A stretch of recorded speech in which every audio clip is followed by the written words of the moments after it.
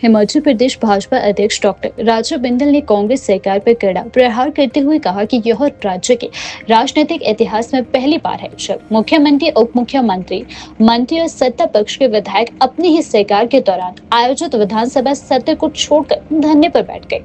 उन्होंने इसे लोकतांत्रिक परंपराओं और संवैधानिक व्यवस्था पर संकट बताया। डॉक्टर बिंदल ने आरोप लगाया कि कांग्रेस सरकार 3 वर्षों में आर्थिक और प्रशासनिक रूप से प्रदेश को बदहाल कर चुकी है। उन्होंने कहा कि जनता के मुद्दों से ध्यान हटाने के लिए मंत्री सड़कों पर नारेबाजी कर रही है, जबकि हजारों वरिष्ठ नागरिक अपने हक के लिए संघर्ष कर रहे हैं। उन्होंने सरकार पर 45,000 करोड़ के कर्ज, राजनीतिक नियुक्तियों की भरमार और माफिया को संरक्षण देने के भी आरोप लगाए। बिंदल ने कहा कि कांग्रेस अब भाजपा के बाद संघ को निशाना बना रही है, जबकि स्वयं देश के विभाजन और कश्मीर मुद्दे पर सवालों के घेरे में रही है। बिंदल ने दावा किया कि कांग्रेस का पाप का घड़ा भर चुका है और देश से उसका सफाया तय है। उन्होंने कहा कि बिहार में हार के बाद हिमाचल की कांग्रेस सरकार हताशा में सड़क पर उतर आई है।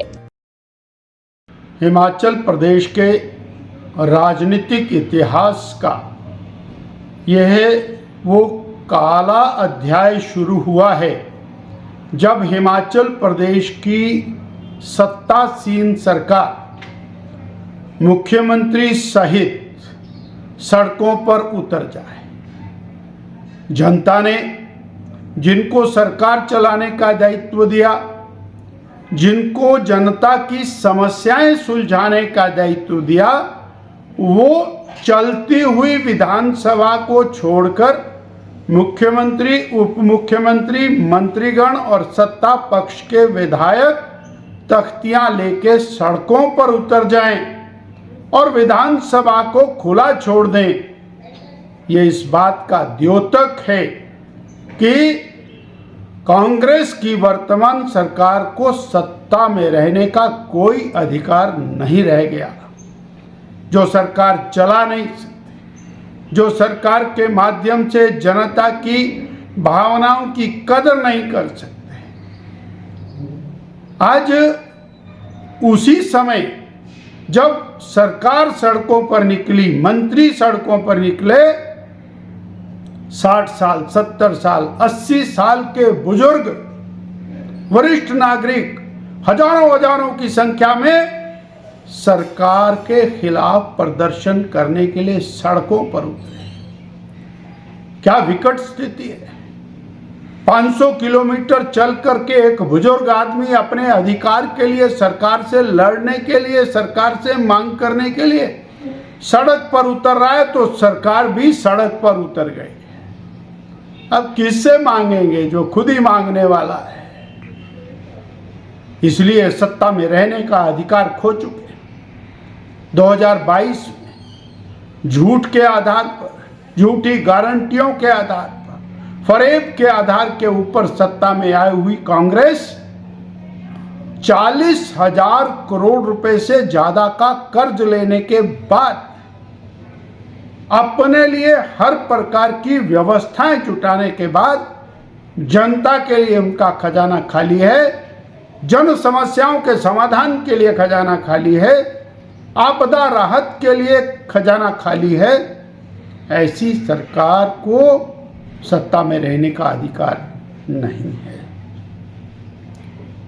और वो कांग्रेस पार्टी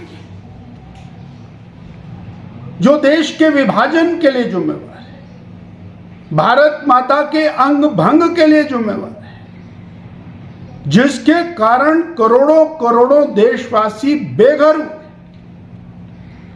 लाखों देशवासी सड़कों पर आ गए और दशकों तक कैंपों में रहने को मजबूर हुए। हजारों देशवासी कत्लेआम का शिकार हुए।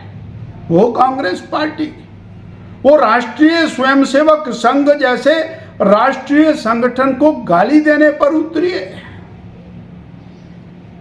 वो कांग्रेस पार्टी जो कश्मीर की समस्या का जनक है, जिसके कारण देश में आतंकवाद फैला, माओवाद फैला।